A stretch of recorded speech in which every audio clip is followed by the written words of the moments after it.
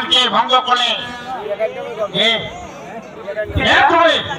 মানবী না দানবী, যদি মানবী হও তাহলে আমার সামনে এসে কথা বলো, যদি দানবী হও তাহলে ভস্ম হয়ে যাও। না পিতা, তুমি আমাকে ভস্ম করে দিও না, আমি যে মানবী তোমার মেয়ে।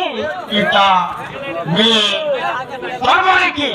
আমার তো কোনো কৌরুষ যতক্ষণ মানে তুমি আমাকে পিতা বলছো, আর আমার তো কোনো মেয়ে নেই, তুমি কেন বলে? আচ্ছা পিতা, আমি যদি পরিচয় তুলে ধরি তাহলে কি আমাকে মেনে নিবে না? হ্যাঁ, তুমি যদি আমাকে পরিচয় দিতে পারো তাহলে আমি তো তোমাকে মেয়ে বলে স্বীকার করতে পারি। ঠিক আছে, আমি পরিচয় দিচ্ছি পিতা। এই যে শিব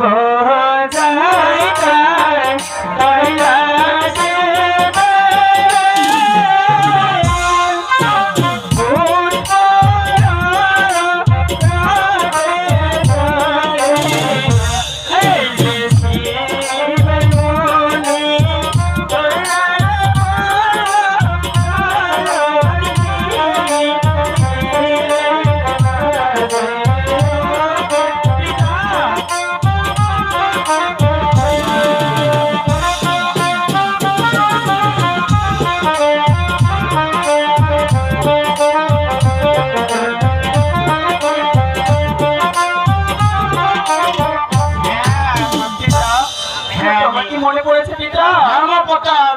আমার মনে পড়েছে, আমি গিয়েছিলাম সেই কালিজাও সাগরে মা মনসার পূজা দিতে।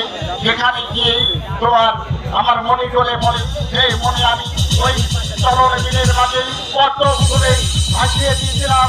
ঠিক আছে, আমি তোমাকে বিয়ে বলে পিতা, তাহলে যে আমি খুবই ভাগ্যবান পিতা। তবে কি কথা আছে পিতা? বলো কন্যা। পিতা গো, আমি যে আপনার কাছে কি জিনিস চাই পিতা?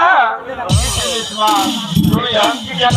তুমি আমার কাছে এই পৃথিবী গোটাটা যদি চাও তাহলে আমার তো কোনো পুত্র সন্তান নেই, আর কোনো মেয়ে সন্তান নেই। যেহেতু তুমি আমার একমাত্র কন্যা, তাই তোমাকে আমি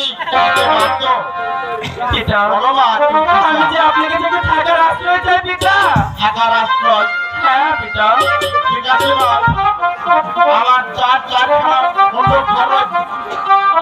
আমি তোমাকে যেখানে রাখবো তুমি সেখানেই থাকবে, ওখান থেকে বের হতে পারবে না। ঠিক আছে পিতা, আমি তাই করবো। আপনি যা বলবেন আমি তাই মেনে নিব পিতা। ঠিক আছে মা, তাহলে এসো। ঠিক আছে পিতা।